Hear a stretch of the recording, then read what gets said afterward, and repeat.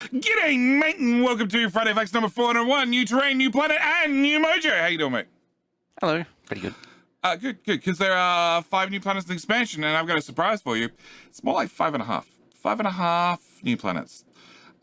Because on the strange new planet that's rich with iron, copper, coal, stone, oil, and uranium, we're set. It's got all the things we want. We get to start building a factory. There's also water, fish, grass, and trees. Don't know about the trees, but it's got Well, fish. it starts out with trees. It's just grenades happen. And construction Yes, bots. grenades. I remember grenades. I like grenades. If grenades fail, flamethrowers work wonders. Absolutely work wonders. But yes, we're going to rule over this land, and we'll call it, not this land, we're going to call it Narvis. So, they're redoing Narvis, and they're not really redoing Narvis. They're, fixing Well, it. like Erendol's redoing Narvis. Yeah, like, let's be honest. It's Arendelle. He got stuck on a tangent where he just fixed one problem and then end up down a rabbit hole. And now we get 5.5 new planets. Because Narvis got a slight change. Yeah. Slight change. It's not like we haven't had slight changes 50 times before. Well, this is a minor-ish change. Ish. Yes, so new planet, and this is going to be in version 2 of the game. So whether you get the expansion / DLC / well, you're going to get version 2.0 whether you like it or not, it's going to be in the game, but there is options to turn it off from the looks of it as we get through the Friday Facts. So let's start with stealth dunes. So after working on Fagola, Narvis deserts weren't looking so good. In fact, they barely seemed like a proper desert at all. No, the game had sand dunes, but they never really spawned areas near me. Only flattish sand dunes with a lot of brown grass, even in the driest areas. I decided to investigate. Early in 1.0's development, there were sand dune decoratives in the deserts. Apparently, the integration with tile sets wasn't satisfactory, so they're temporarily removed. They were not removed, because what actually happens, they swapped the tile set graphic out, so even if you had them in an old game and you loaded a new game, they would just turn into the mushy, brown, dirty grass crap that's all through the dead grass thing. Yeah. Which he wasn't a fan of, which I don't blame him. So he went and grabbed the original assets and improved them and added some transparency, upgraded them, did a few other things, and we have the old ones left and the new ones on the right. And we cover this in the pre-Friday Facts. We do Friday Facts live on Twitch on the weekends. By all means, come follow me on Twitch. Come follow Mojo on Twitch. Links down in the description if you want to. One day I'll get around to streaming again. He's on a bit of a hiatus, but he does join me for the Friday Facts. If you want to look at the pre-Friday Facts, post-Friday Facts, they also got the second channel link somewhere, probably in the description. But we covered it earlier. There used to be a white sands desert ages ago, and this the one on the left reminds me of the deserts in version 12. Well, that used to be exclusively on beaches. There used to really be a beach section. You'd hit a bit of coastline, and there'd be a higher chance you wouldn't have like 2 or 3 tiles worth of sand occasionally for a desert. You'd have like 10 tiles between the water and the grass of beach. And except for that one time when I got a map that was all beach. Oh, handy. It's That's different. The 2,000 tiles in every direction or something. It was enormous. Okay. Mojo started in the middle of a sandpit. All right. Yeah, apparently. So the tile set used to match that really well, because I remember that from the old days, and now it's the right color, and also fits in the terrain and all the other doodads much better, and will be coming to a Factorio version near you in the not too distant future when 2.0 rolls out. So he put in a pull request to get the changes made, and the game was successful, no drama. So his Stealthy Dune project ended up as the first foot in the door to changing the Narvis map generation. And that's where the rabbit hole started. So he started noticing some other decoratives he was familiar with from the graphics files don't appear in the world. Looking through a decorative's placement code seemed to be more or less correct, or at least reasonable. They had the correct graphics, they were assigned to the correct places, and their assigned spawned regions didn't have impossible values, so nothing obvious was wrong, but he noticed something else. A pattern set of similarities. Some of these settings were uncomfortably similar. In fact, there were some that were identical to other decoratives. So he basically found out how a bunch of decoratives that if the first one placed, the second one didn't place. and the third one didn't place, and the fourth one didn't place. It just blocked everything else out. Yeah. If they're close, like not right on top of one another, they'll place. But if they're in the exact same location, they don't show up. So he went into a bit of a side tangent, different rabbit hole, and went and made a 3D map of all the different decoratives in the game. And these are represented by, well, X, Y, and Z on a graph with different colors to represent the different ones, because it's a 4D map, which was fine, because 4D is not that bad. He has experience. He has a 12D system in his space exploration, which is that mess. Which I have no idea where to even start with that. I didn't even know what I was looking at when I saw that. 12D.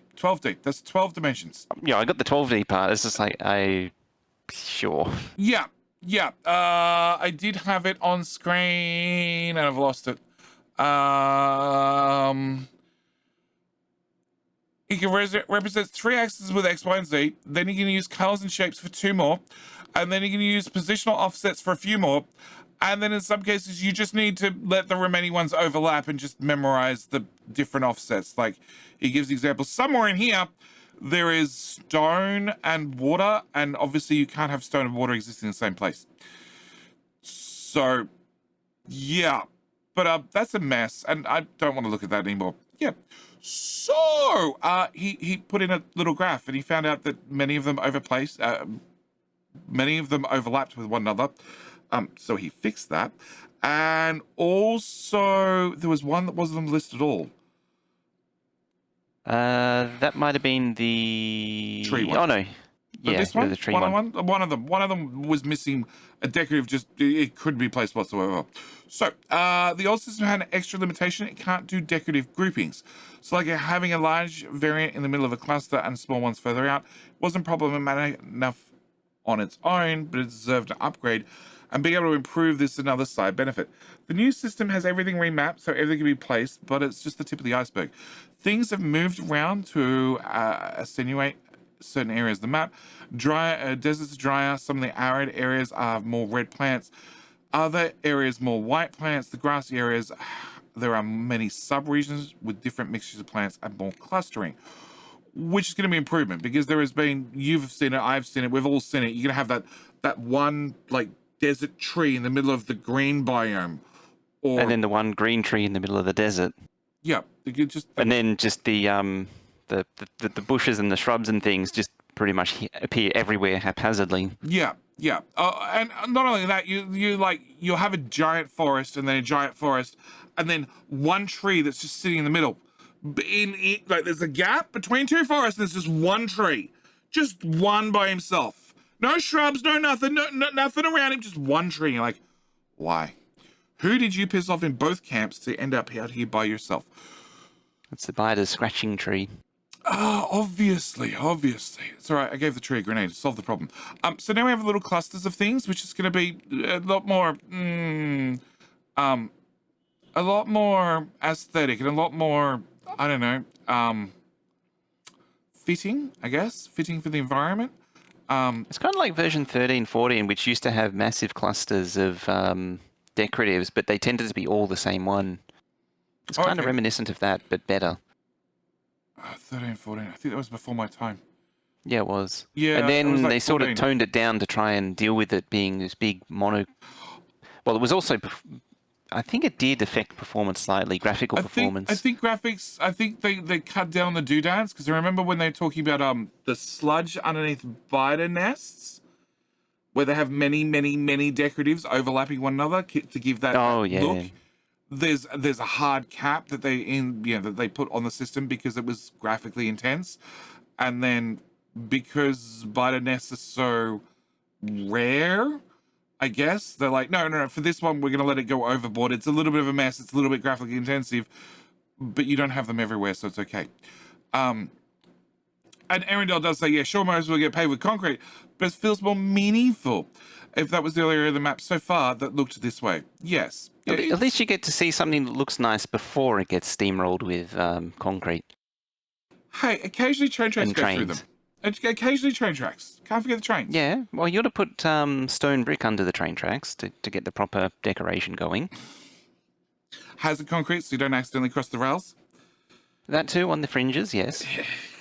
They're all flavors of concrete technically. I mean, yeah. stone goes in. Stone isn't in of itself concrete, but it goes into concrete. So technically, it's correct. You need a use for all that excess stone that you just happen to be mining on the way to, the next iron patch, the next copper patch. Yeah. So that You don't have to shovel it all into the lava and Volcaninus. So that led him into cliffs. So cliffs are annoying, right?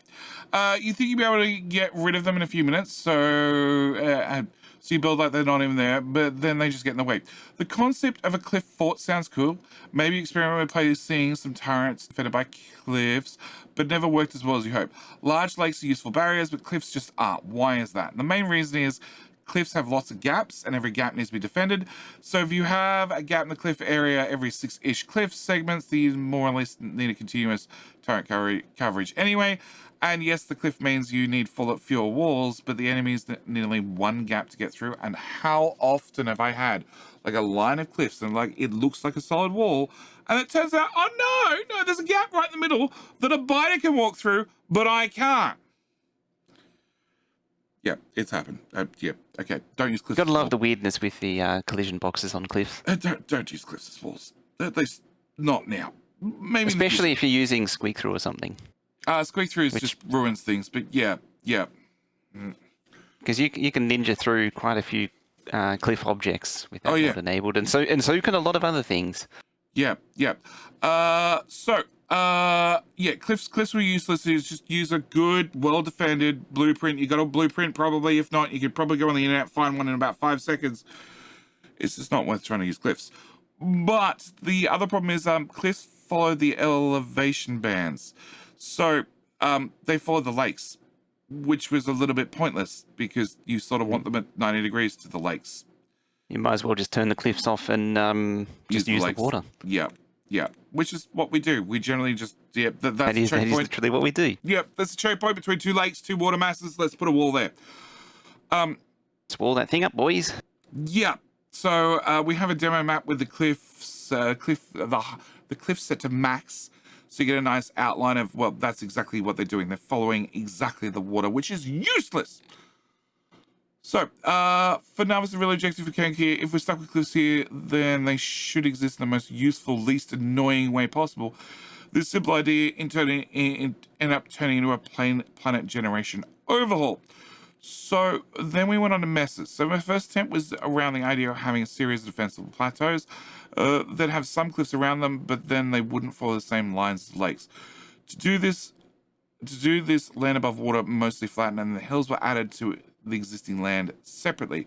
The result was still better than 1.1, but not good enough. The cliffs wouldn't be as much in the way as 1.1, but were only able to be marginally more useful than before. The problem was the lack of good control of where the gaps in the cliffs go. Too many gaps, and the cliffs meant they're not as useful as barriers against enemies, while still getting in the way of building. This is definitely an improvement. Oh yeah, this is already an improvement. Like, yeah, and I said it during the pre-recording. If the devs, especially with quality, now we have quality, it should be possible that if guns, etc., get a quality, with guns with a quality upgrade, get a range boost, which has already been confirmed, and also they might get a fire rate boost. I don't know about the fire rate, but if they were to get that, I just wish the devs would add that if you put a gun within, say, 3 tiles of a cliff, then it gets a boost to its range. Because if cliffs gave a boost to the range, this water mass in the middle, rather than me blocking off at the water, I would intentionally move the wall back and sit on this cliff line to get a few extra tiles worth of range. Let's get that extra range. Extra range, extra damage, all of it. And in theory, with the quality, they should be able to do it. Like, it might be, well, they got access to the base code, so it might be hacky for a mod to do it, but in theory, the base code could do it pretty elegantly. And then they'd actually be useful. Like, the more changes to cliffs coming, but they'd be a lot more useful. Yeah, I don't remember what quality it does to, like, gun turrets. It's extra range. It was confirmed in the actually first or the second Friday Facts. And yeah, I'm not sure about the fire rate. That's the one thing I'm not sure about. See, I've been deliberately avoiding I know. knowing too much about quality.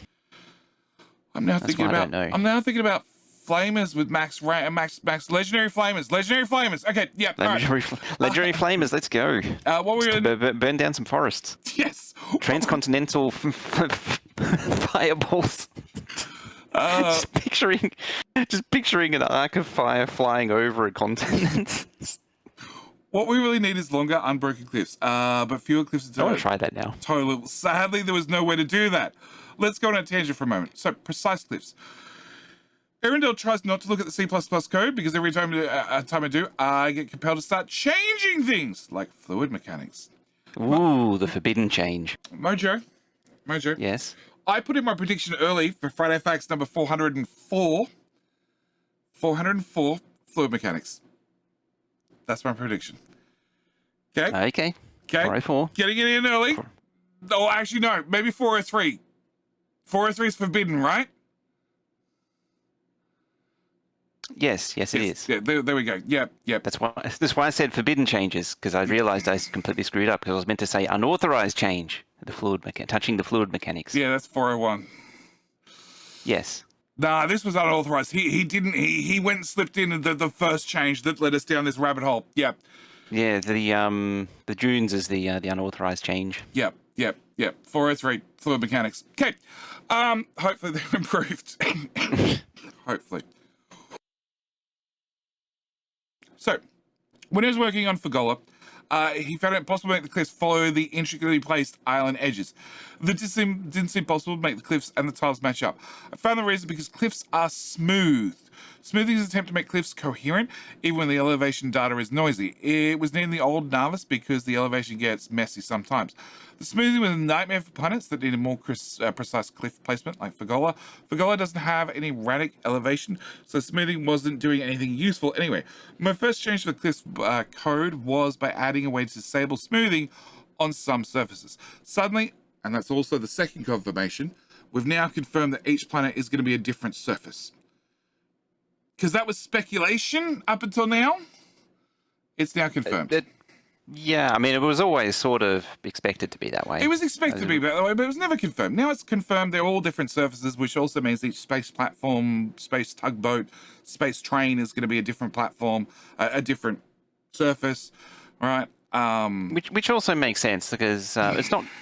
It's just a regular building surface, or land surface, or terrain surface, I guess you could call it, like anything else, and it's not actually moving. It's just everything else is moving past it. Yeah. And to simulate movement. Yeah. Once he removed the disable the smoothing, all the cliffs suddenly snapped to their proper place. The cliff problem on Fagola they've been plaguing him for weeks was suddenly fixed, and we can see the before and the after. And the before is like the cliffs sort of made sense. It sort of makes sense, but it's like, oh dear. And then you see the after, you're like, oh, well, that's a slight difference. If you actually look at the near the top left, where that cliff moves, you can see it really warps the terrain. Yeah. Like the old one just ruins it. Yeah. It's particularly bad there. Whereas that sort of entryway there's enough plausible deniability to get away with it. Yeah, the one here, there's definitely some plausible deniability. This one down here didn't change, which is fine, like that I expect. But I'm looking around the bottom. Like the bottom too. It's just a bit rough before. But over on the left, it's got hard tile transition, which is not good. Yeah. The bottom was ghastly. The hard tile transition is not good either. Yeah, it's much improved. Okay. So, back to the plan for Narvis. Been thinking about a cliff situation for a while. Now I'm more familiar with the core cliff spawning code. I saw a clear way of making some minor changes which would let the cliffs use a completely different noise expression for their placement. This means cliffs could go in a direction completely independent from the planet's water. They'd use the water elevation by default, but a planet could specify a different expression if they wanted to. So on the left, lots of cliffs, but none are useful. On the right, fewer cliffs, but potential to be useful. And I think that's the real thing there. As we said, like you always use water as a choke point because it works. If there's a little cliff in the way as well, then you'd use that as part of your wall because spiders can't eat through cliffs. No, they have to go around it. So you instantly have a whole lot of defense done for you. It also means that the biters are not going to run, like, biters currently run into the wall face on, which means that, you know, they're attacking over some area now, and they're probably hugging the water to come into this wall. It could be hugging the water, or they could come straight up and then crash into the cliff, which gives you more opportunity too. Well, they won't crash into the cliff. They'll go around the cliff. They'll go left or right. So it actually or what I mean is they might come up to the cliff and then hug around it, depending on, because this has no trees or anything else. Yeah, but they're around gonna it. choose to path before they hit the cliff. They're gonna come up. Oh yeah, they're they gonna will. go right, or they're gonna go left. It does mean that left and right side of the walls are gonna take more of a punishment. But Sometimes they do hug cliffs, is what I'm getting at, and so there's potential for opportunity. well, it does mean if you're gonna defend something like this with guns and lasers, you put lasers in the middle and guns and lasers left and right, because the guns are going to be shooting close range as they come into the walls, whereas not so much in the middle where there's cliffs. It means if you're using flamethrowers and lasers, you just want the flamethrowers left and right, because that's where they're going to actually show up at the wall. Prior to that, they will have already forked off. I don't think they're getting a fire range. But yes, it does mean that some of the wall is pre-done, and probably more importantly, it means, especially with the new force blueprints, you could take a wall blueprint and stamp it over the top of the cliffs and keep the cliffs. So you could use your pre-defended wall blueprint and just stamp it over the top and keep the cliffs, whereas currently if you do it, all the cliffs get blown up for you. Yes, that's true. Yeah. So yeah, potentially very helpful. Potentially. Make cliffs great again. It is a thing. Yeah, I'm trying to work out how the biters going to pay for the cliffs and build the cliffs for us, but I can't see it happening. I'm pretty sure they're already there. They'll build a defensive wall with their bodies. Yes. With their charred bodies. Yes. Fewer cliffs inherently means there's also way less, but it's also a secondary concern. But you always use the terrain controls to affect this, like the shape. The shape when they are there is the most important to justify their existence. The plateau shapes from earlier are still a good starting place for cliff placement. It's a good starting shape for larger plateaus, but can also be useful for effects like canyons. The biggest difference is scale. The features are just much larger. And then we get a debug visualization for Get this lovely heat map. Heat map for cliffs, which without having a slider on it, so we can see the terrain naturally. I thought it was an image from Volcananus and just had no idea what was lava. here. Yep. I'm pretty sure we saw one of these heat maps in the Volcananus. We did.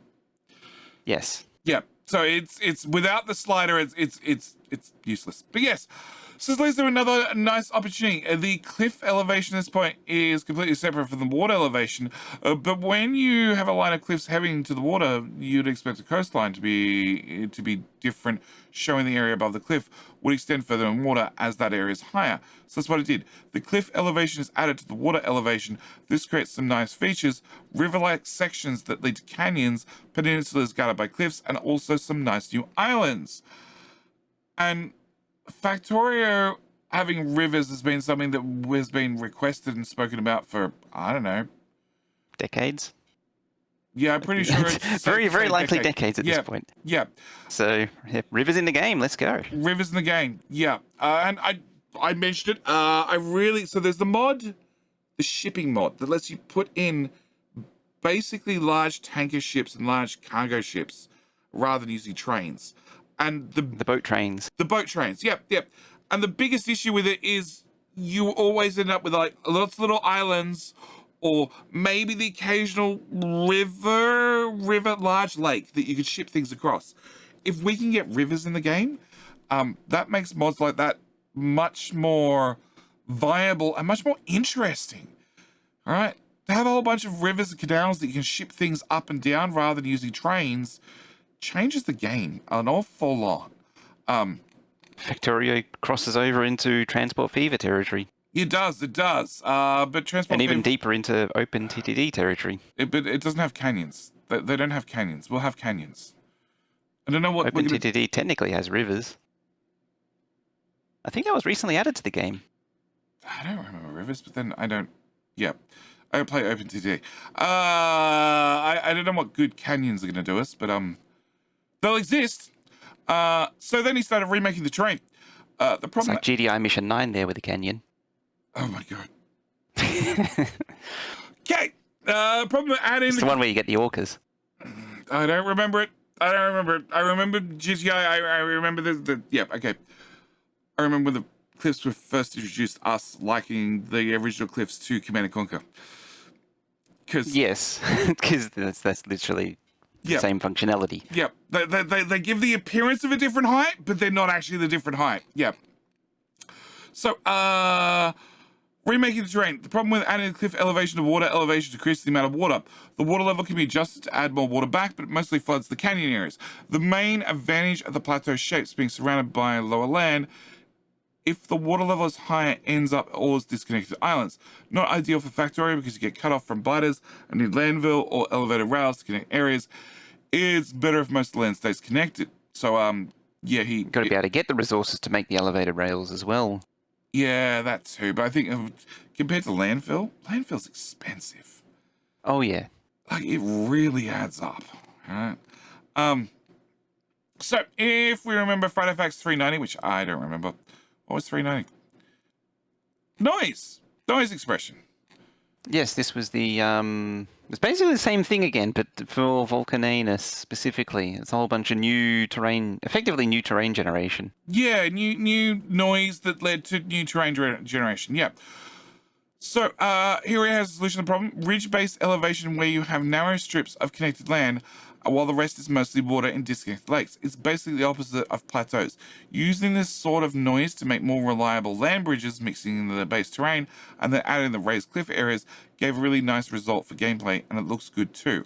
So we have the before, which is mostly water, and then we have the after, which looks like an interesting map. Like, the cliffs are not super defendable, like we saw in the examples above, but they're not just surrounding water, and they're not concentric. Yeah, they're not useless. I think that's the big takeaway. They're not useless, which is what they are currently. Like currently, I like how they also avoid the starting area. They avoid the starting area a little bit in base game. Like starting area is basically a generate the whole map and then bang starting area on top. Bang this special starting area. Yeah. Yeah, where it just deletes. Yeah, everything avoids the starting area. Well, the starting area overwrites stuff. Like that lake is written in. So if you always start with water. Well, if there's resources or something in the way, you'll find they just half get deleted because the lake got put in. Same with the starting resources. Starting resources might get put in and end up might get chopped off. Yeah. But I think the biggest thing is the cliffs are not quite as useful as I hoped they would be. Like, there's maybe one down here that you might use.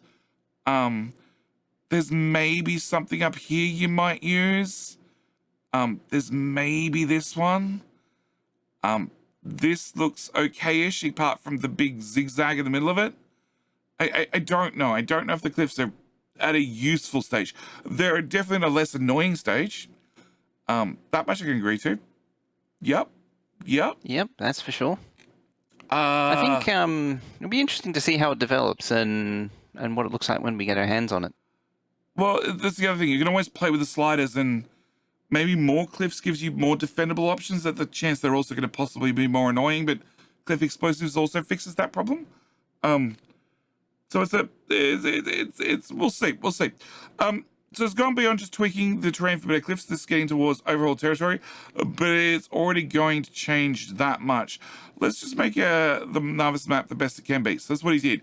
Let's start with the water slider. The minimum amount of water is almost all land, but there are now occasional small lakes that are few and far in between. So we have minimum water at 100% scale and then max water. So max water gives you, well, a lot of water and pretty much an island. Not guaranteed. An island, yeah. But pretty much. And the cliffs in this are absolutely useless because, well, there's water everywhere. And then at minimum scale, there's no water that we can see, but then we have a 25% scale? Yes, that was 100% scale. At 25% scale. Yeah, and then 25%. Max water is, well, max water. And It's a lot of water. min water at least gives you little lakes. 'Cause currently in Factorio, if you slide the scale all the way down on water, you get pretty much nothing. Yeah, it disappears very quickly. Or you get little swampy shallows. Yeah, well, at least now if you set it to minimum, you get the starting water, which you're going to need for obviously early power, but then you get these pocketed lakes, which is like, okay, straight away, like okay, nuclear power has to go either here or here, because they're my options. I don't have any other water sources that I can use readily and easily to Incredibly. yeah, shush, it's fine. I've already been streaming 8 hours. 10, yeah, let's not talk about how long. A while. So, yeah, you get choices, whereas currently if you set it to 0, especially if you accidentally slip with landfill, and landfill in a little bit too much of your starting water, you might end up a creek without a paddle. Because water's important. Yeah. Yeah, you can't finish the game without water. Yeah, it's needed for oil and it's needed for power. And that's pretty much it, actually. Concrete. To make And it rocket solid. technically, you need water for power, both for steam and before someone comes in and says solar, but solar needs water for the batteries. For acid, yeah. For acid, yes. Yeah. So once the terrain is set up to handle these extreme water values well, allows some more macro variation if the map is set to normal values too. On medium water setting, the default, this lets you get further from then as you get further from the surface middle, the land starts to oscillate between these extremes to make some massive lakes and some wider plains. It's much more varied than before.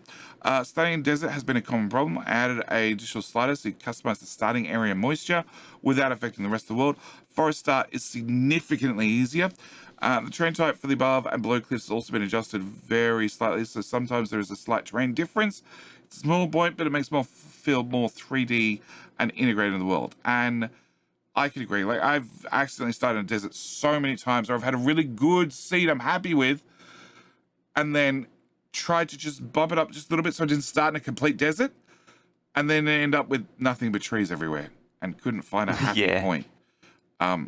It's just one extreme or the other.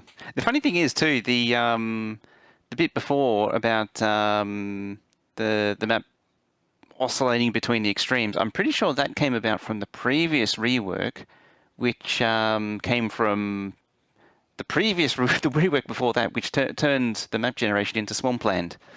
So the last generation means if you go far in any direction, it's probably not going to change that much. You're not going to end up with a giant plain or a giant lake. The one prior to that, I think, is where we had giant areas. Yeah, or the so there was a change in like 16, I want to say, which started generating swamplands instead of large masses, and it's actually similar to one of the pictures further down. And then it was tweaked to try and give large land masses again, and I have a feeling that's a byproduct of it. Yeah. Well, as I said, they've got a lot of tests for these things, but sometimes things slide by. Yes. So it did end. So a lot of things are really working well. Terrain looked much better. It was better to play on, but it wasn't perfect. So between two cliff lines, end up with a small section of water blocking the path.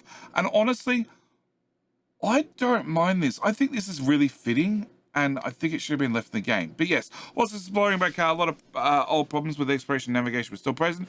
Follow a gap between forests, and there's a small lake blocking the path.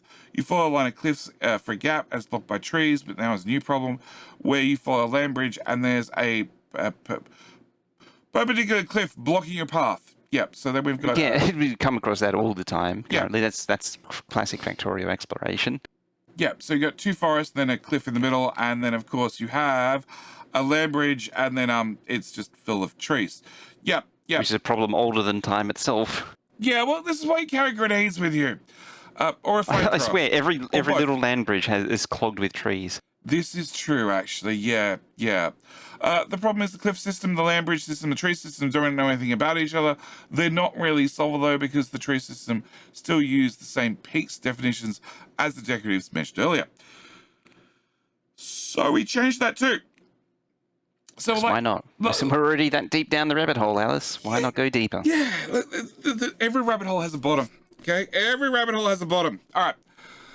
Like with decorations, the more I looked at the tree systems, the more problems I found. In general, it's a bit better because most of the trees were capable of spawning, but there was one tree that was completely excluded because it required a temperature that didn't exist on the planet.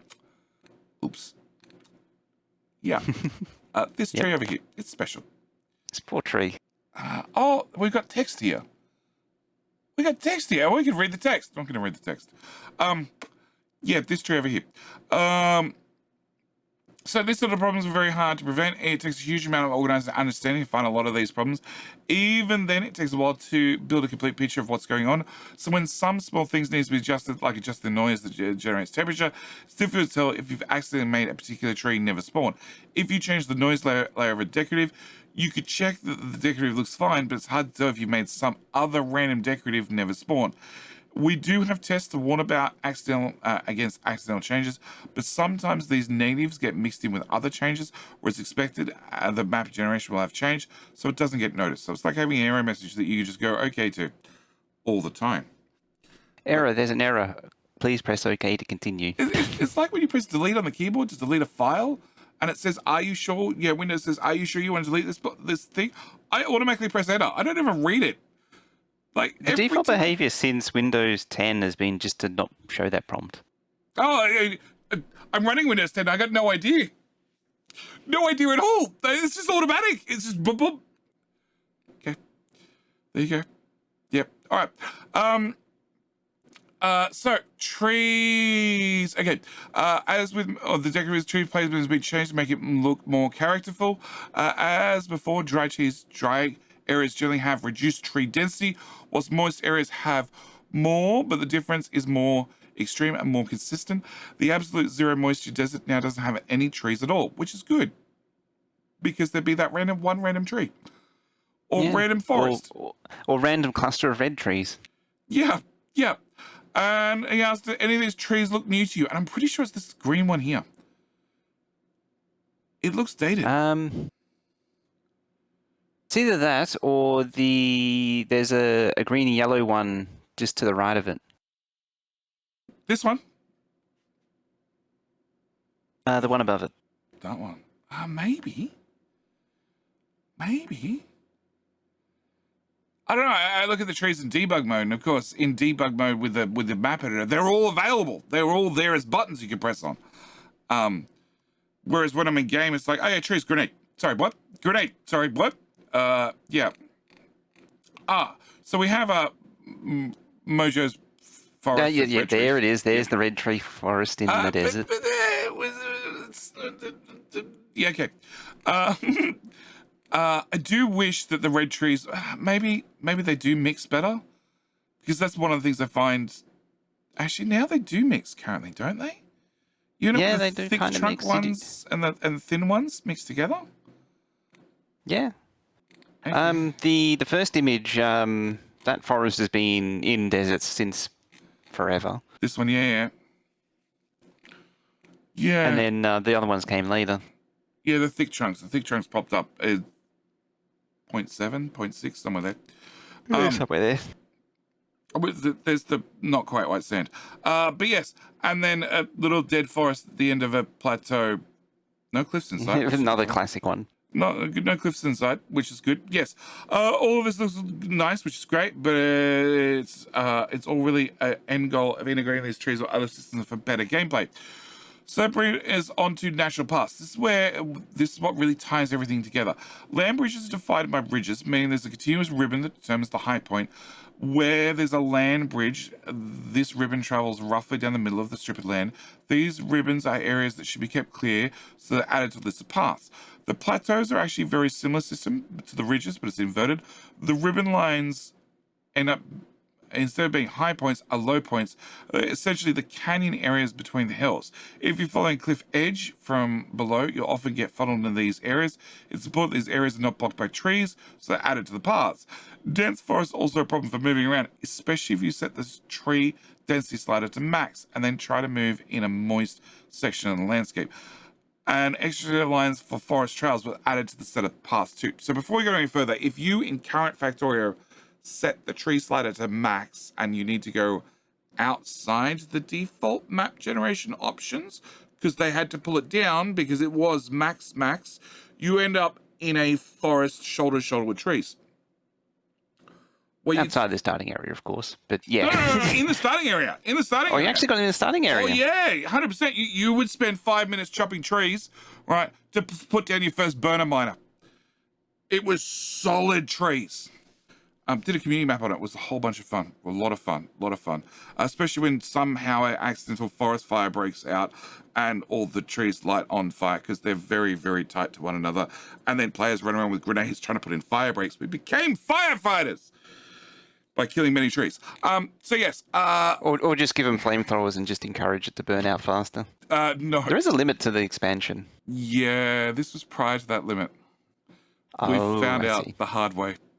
The limit was already in there, but it didn't exactly quite work as intended, so it needed to relimit to the limit so the limit worked. So it Didn't stopped. that happen on one of the red circuit maps as well I from don't a think few so. years ago, I don't think so. where it had a massive forest fire? I don't think so. Set on fire by a flame turret. Maybe a forest fire, but not a forest fire that caused severe UPS problems. Because originally I think it caused minor UPS problems. Originally, the devs added a forest fire can only spread this far from spawn, but from where the forest fire originated, but they didn't add a limit that if a forest fire lights a new forest fire along the path to the forest fire, that new forest fire now can spread further, which led to the situation we end up in where the forest fire just kept burning and more of the map was on fire at the same time. It was a bad combination. It was so much fun, but not good for your poor PC. So, all of these paths are combined and subtracted from both cliffs and tree placement. The result is extremely convenient and feels natural. Forest trails would be the result of animal movement and makes sense for these to be connected to gaps in cliffs because that's where they can get through. If you're following a path over a land bridge, there's always a way through any cliffs and trees you might encounter. So that gives us this lovely heat map, and we're going to go with red as a canyon, blue as a land bridge, and green as tree. And a landscape with max tree settings to more closely clearly show the path. So we have this height map, which the height map's interesting and all, but actually looking at it with just the tree overlay, I like it. I really like it. It looks like Pretty neat. Well, it looks like you can walk not through the forest, but at least around the forests to get anywhere. It looks like exploring in a forest isn't a complete nightmare now. Yeah. And Reddit's already mentioned, and I agree 100%, that biters being placed on the edge of the tree paths would be a really cool addition. Would make complete sense because the biters are going to be the ones that are moving around these trails. Yeah, and making the trails in the first place. And it as we pointed out, that pollution spreads, and it's not going to be 100% because pollution is chunk-based, but pollution will work its way down these trails, maybe only 1 or 2 chunks, not terribly far, but it will work its way down these trails a certain extent because of how the pollution acts and how it spreads, and it's more likely to get to a biter nest, which means there's a higher likelihood that the biter's going to follow the trails to come to your base and hopefully, gnaw on something. Just knock on your door. Yeah. And politely ask that you stop belching so much smoke. Yeah, that too. And more importantly, they're also going to forge new paths as they get aggravated by the pollution. So if you've got... and aggravated by the trees and munch through them. Yeah, well, if you've got a nest here and it's in pollution range, it's going to keep sending a wave after wave through the trees. And what happens, they get stuck on a tree and they go and chew the tree. And once the tree is dead, then it doesn't absorb pollution anymore, and therefore pollution is going to spread towards them even better. So I really like that idea, and I really hope that it's added, because if this is all mapped out, then it should be a quick addition.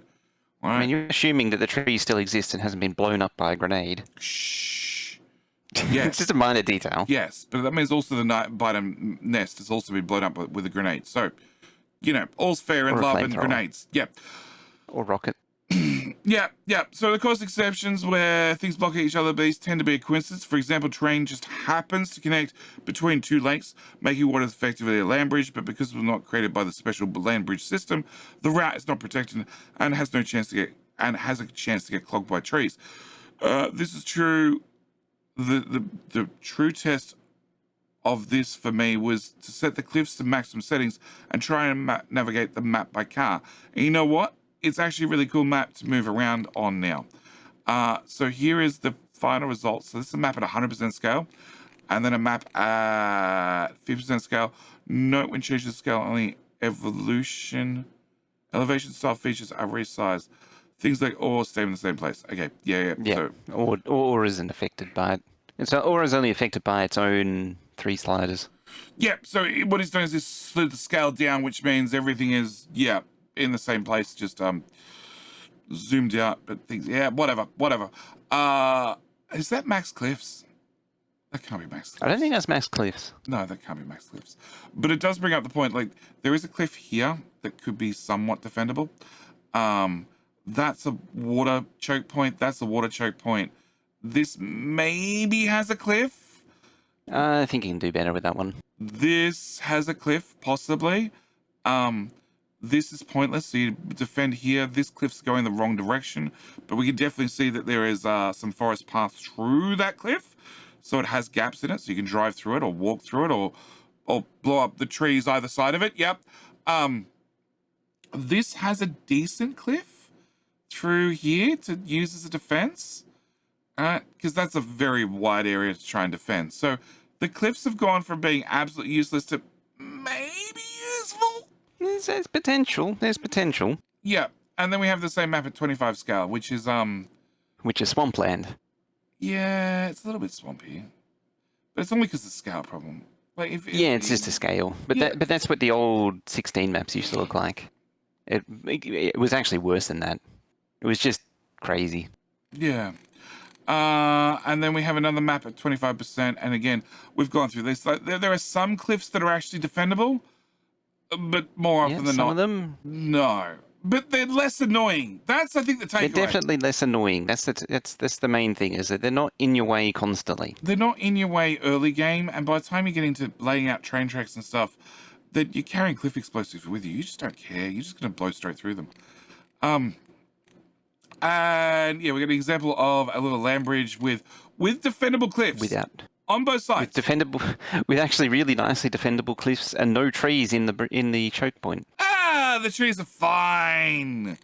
And then we got some canyons, and then another lovely canyon, and then this is what I want to say, like those biter trails. We're going to call them biter trails. The biter trails, yes, are actually really nice. They're really well done. I like this.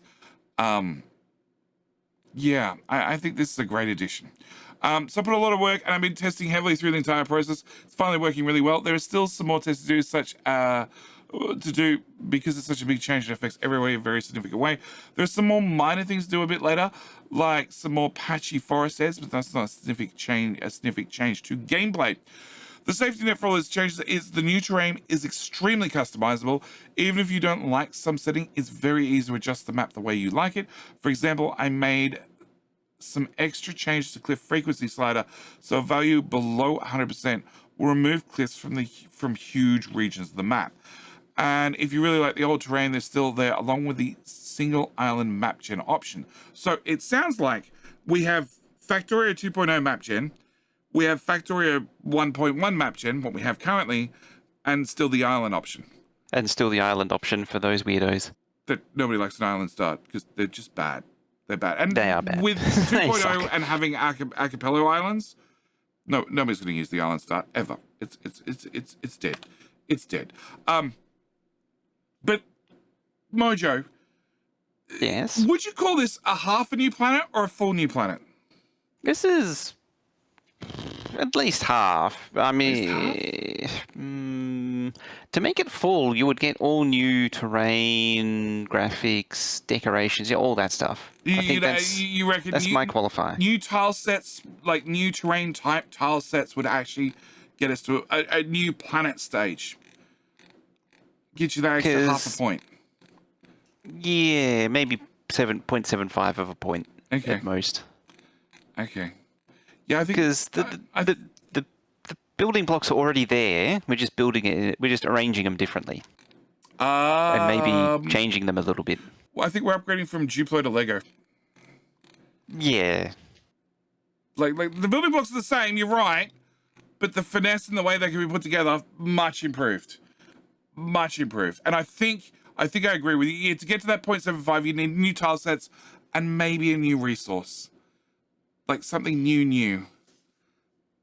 Or upgrading from Lego Basic to Lego System. So instead of having your basic bricks, you now got all the funny bricks to give you all the little bits of decoratives. Yeah, maybe that's more relevant. I don't know. I'm very dated on the Lego. It's been many years, but it's only going to be a week till next Friday Facts, number 402. Which prediction? Something. This is actually something. I got to think about this for a while. I'm not entirely sure because my fallback has always been something mundane. There's always something random. He's had 45 minutes to think about. Yes. He's got nothing. Well, plus the time spent preambling. Yeah, he's got lots of time. My prediction is blinders because I'm gonna get right. I'm gonna be right eventually. The broken clock will be right eventually. What's 402? 402 in HTML code? So what I was actually thinking something along the lines of microtransactions. Oh, Factorio microtransactions. Yeah, Factorio microtransactions. Oh, let's not do that. Let's not do that. And before we forget, before somebody complains, in one of the images, doesn't matter which one, because I have a nice zoomed in image here, we have 5 little images down the bottom left-hand corner of one of the images. And I'm pretty sure this represents the 5 different surfaces. So we have Narvis, which is uranium, because it's the only planet that has uranium. Pretty much sure this confirms it. Hasn't been written anywhere yet, but I'm pretty sure this It hasn't been written anywhere, but you need processed uranium for space science from one of the previous ones, so it's safe to assume that it's probably only there. Yep. And then we have the Foundry, which is in our Vulcananus. And then we have the new mystery item, which is probably going to be on surface number 3, which is what is it? The broccoli one. Baccharis? Baccharis. There's a suburb in Melbourne that's named the same thing. Bacchus Marsh. There you go. Bacchus. It's Bacchus. It's Bacchus Marsh. It's the Australian It's definitely a wholesome place. It definitely isn't a backwater hole. It's definitely it's named after a place in Australia. It's going to be full of biters. Okay, it's going to be that planet. It's going to be the one I'm right. Then we have the new assembler, which is on our lightning planet for Gola, and then we have this thing which was featured in, and I've lost the image because Windows does Windows things and refresh the browser, the Explorer window. But this is the one that was featured in Friday Facts number I don't remember, along with the Foundry and the electric smelter. And this is going to be on the Aquila system. Yeah, Aquilo, apparently a cryogenic facility. Cryogenic, you reckon? That's what the hive mind claims. So apparently they got where these names came from with there was a FFF with a pixelated image and someone just ran a depixelator on it. Oh, okay. So I thought there was this whole secret underground, someone ran the generative AI back through all of the stuff that's been provided to generate, there was an actual, actually there was someone that did that anyway, come to think of it. And what you're telling me is the devs that we've just ran a standard pixelizer over the things and not a very good one, yeah. They're very, very easy to reverse, and this is why you need to run them twice in 2 different directions to get some sort of cross match, which makes it way harder to get information out. Okay, yeah, that wouldn't surprise me. All right, that's there. I'm gonna go with buttons and a dev element to swap between planet surfaces for doing something like that, yeah. Map generation, which is what this. Oh yeah, the signature buildings for every planet, I've been calling those. Yeah, which seems reasonable, right? Like, it means that this thing, which looks like some sort of tank, is going to handle gases, natural enemies, biters, environmental... Bioreactor, apparently. Something. Yeah, I'd take that. Or some kind. I'd take that. Something plant-based. I'd take that. But that's it for Friday Facts number 401. As always, thank you guys so much for watching. Do hope you've enjoyed. And we'll see you in, next week, 402, where Mojo's got his money on microtransactions. So, yes. Me, Mojo, and the microtransactions will talk to you next week. As always, thanks for watching. Do hope you've enjoyed it. And we'll see you in the next one. Bye. Bye-bye.